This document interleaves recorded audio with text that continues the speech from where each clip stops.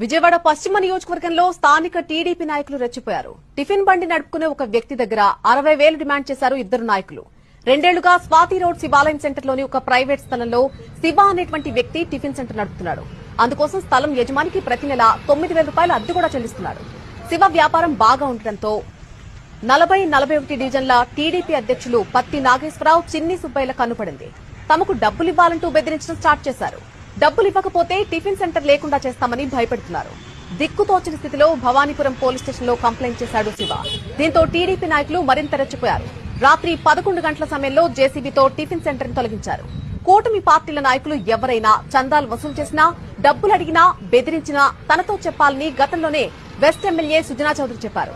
జనం దగ్గర డబ్బులు వసూలు చేయొద్దని నాయకులను హెచ్చరించారు కూడా. అయితే సుజనా చౌదరి వ్యాఖ్యలను బేఖాతరు చేస్తూ టిఫిన్ బండిని ఎత్తేశారు టీడీపీ నేతలు పత్తి నాగేశ్వరరావు, చిన్ని సుబ్బయ్య.